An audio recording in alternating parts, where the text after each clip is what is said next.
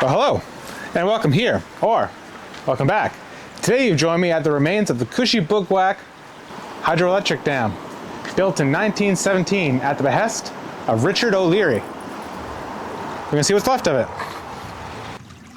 So prior to Richard O'Leary owning this site, his father, Henry O'Leary, owned this.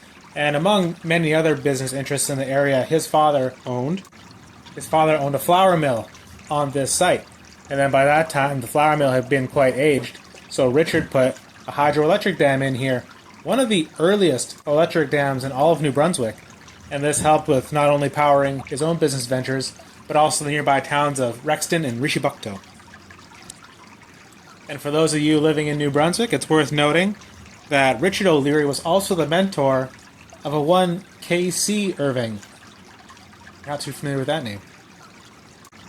Another little interesting factoid about this hydroelectric dam is that it was originally owned by the Kouchibouguac and Rexton Power Company, which sold it to then NB Power in 1939. Now, on the history timeline on NB Power, this is the third power station that they ever owned. The first one was in St. John, Dock Street. It was a coal plant, and it's gone now. And then they also owned the Milltown Dam, which existed until very recently, but is also gone now. Which means that this is the oldest standing piece of any electrical power generation, which was associated with NB Power.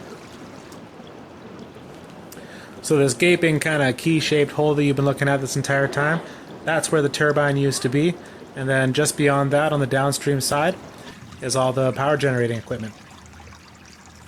And then over here on the other side of the dam, this is just a hole that's opened up due to erosion over the years. And then as you'll see in just a moment, the side of this dam that used to face the reservoir is in much, much rougher condition than the side that faces the open water. So if you believe the New Brunswick archives, there's actually no photos of this thing being constructed that are known. So there's no way of seeing how they went about this.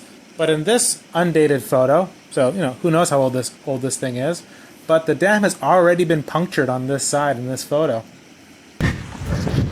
If you're not familiar with it, there is an excellent YouTube channel called Practical Engineering, wherein a civil engineer explains little bits and pieces about how the world works, especially infrastructure. And this right here is an excellent example of one of his videos. He has a video called Every Dam is Temporary. You should watch it, it's interesting. And here it is. This is the example of it. This dam stood here since 1917. And then they quit using it in the early 1950s. And then this in the middle.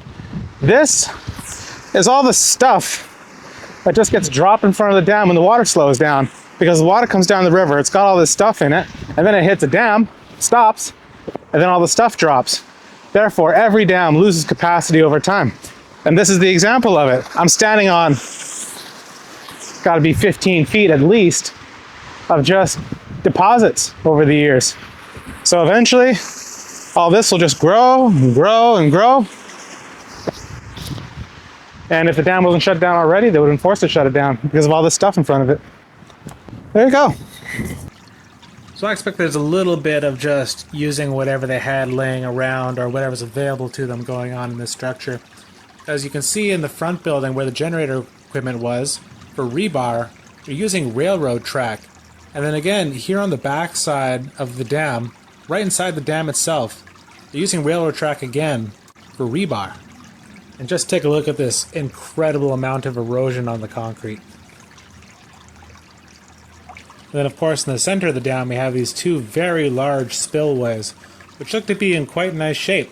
On top of the dam itself, there's a couple little tie-down spots and little bits of hardware left over, but most everything is gone. There's some broken concrete that's got some rebar sticking out. So there is regular rebar in this thing as well, but the top's all in pretty good shape and it's all pretty flat.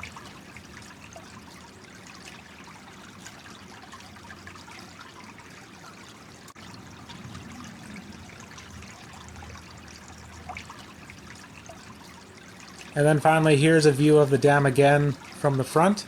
And then one more view from standing on top of the dam looking out towards the ocean. You can see the car bridge for the highway out in the distance there. And then looking back inland towards where the reservoir used to be. And then finally, I have to acknowledge an absolutely wonderful book that I bought recently called Hidden New Brunswick and Prince Edward Island. It's by Scott Osmond. Buddy went out to so many places and made these wonderful articles, not only about the history of them, but also how to get to them. And, you know, massive shout out. If you're in New Brunswick, or heck, he's got a Nova Scotia and a Newfoundland edition, you can do what I did and just buy all three of them at the same time.